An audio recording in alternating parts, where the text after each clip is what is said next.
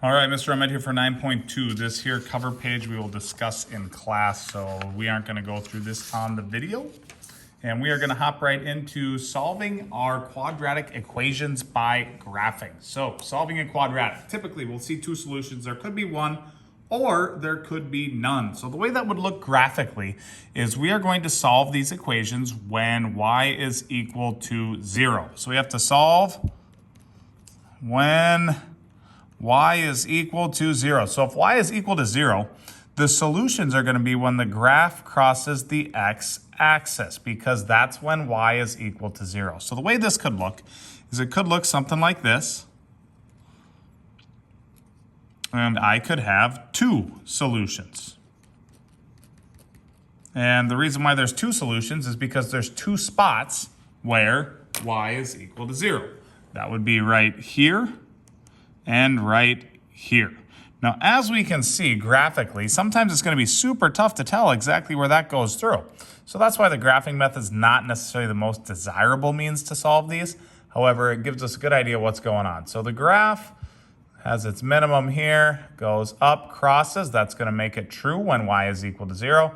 And this spot will make it true that y is equal to 0. Another way it could occur is it could cross it at exactly 1 point, and that would be the vertex and the maximum value. So there's only going to be one solution because it only crosses the x-axis one time. Or there could be none. Here, y is never going to equal 0, so it can never be true. So there is no solution if it doesn't cross the x-axis. So in order for us to solve, the first thing we have to do is we have to set y equal to 0. So the equation needs to say equal 0. Currently, it does not say equal 0, so I need to bring this negative 12 over so that it does. We want it in standard form, so I'm going to add 12 to both sides. So it says equal 0. And my equation will be x squared minus 8x plus 12 equals 0. And now our process to graph is exactly like it always has been. First, find the axis of symmetry. So I'm going to abbreviate that A, O, S. And keep in mind that's negative b over 2a. So I'm not going to label all this out because we just practiced this. So negative b is going to be a negative 8,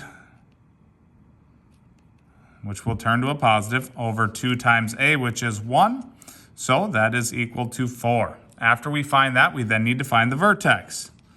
And again, I'm going to use the calculator to find the vertex. So I got to put 4 in for x.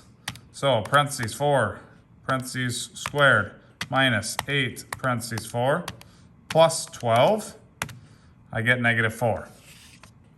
So the vertex is at 4, comma, negative 4.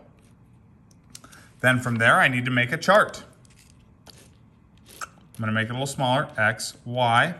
So I have a negative 4, a negative 5, and a negative 6, a negative 3, and a negative 2. So let's plug those values in. We already did negative 4. That's at, I screwed that up. X values, positive 4, positive 5, positive 6, positive 3, positive 2. I made an error and looked at the y value, but we're looking at the x value. So the x value of the vertex was at 4, and the y value was negative 4. I will plot that first. Over 4, down 4. And there's my axis of symmetry going straight up through that vertex. Now I got to plug in my other values. So the first one I'm going to plug in is 6. So when I plug in 6, I would get parentheses 6 squared minus 8 parentheses 6 plus 12. We get 0. Oh boy. Over 6 up 0. There's one of our solutions. Alrighty, we'll put in 5 now. 5, parentheses squared, minus 8, parentheses 5, plus 12. We got negative 3. So over 5, down 1, 2, 3. There it is. And we're going to use that axis of symmetry to figure out my other points. So it's 1 to the right, it would need to be 1 to the left. That is the point 3, negative 3. And then over 2 from the axis of symmetry, left 2, so that should be the point 2, 0. So my two solutions, we're going to draw this in though. Nice gentle curve, up and down. So the first solution is x equals 2, and the other one is x equals 6, because that is when y is equal to 0. At 2 and at 6. We'll highlight those points in red just so they stand out a little bit better. Those two spots are where our equation is true. On to the next one. It already says equals 0, so we're good to go there. First step, axis of symmetry. Negative b, so that's negative 8 over 2a, which is just 2. Times 1, so just 2. And that's negative 4, so the vertex is at negative 4, comma, blank. We got to plug it into C. So let's plug in negative 4. So parentheses, negative 4 squared, where you can see there, plus 8 parentheses, negative 4, plus 16, 0.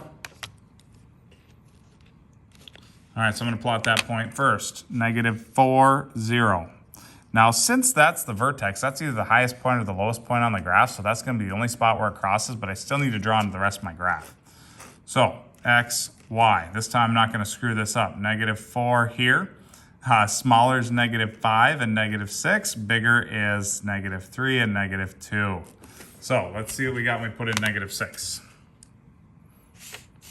Again, calculator work. Parentheses, negative 6 squared. Plus 8, parentheses, negative 6, plus 16, 4. So negative 6 up 4.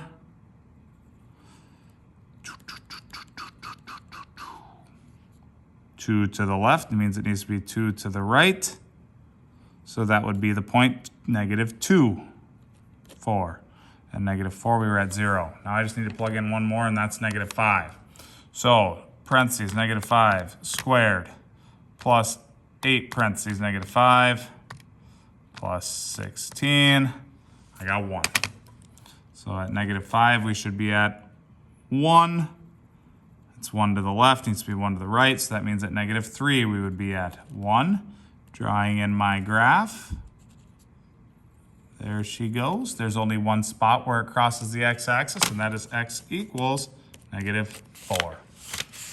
So that is the graphing method. Really, all you have to do is everything from the previous day. A lot of work to graph it. I know we have to find the axis of symmetry, then the vertex, then plug them all in. Be super careful with your parentheses while you're substituting them in, and you should be good to go. That's it for today. Have a good one.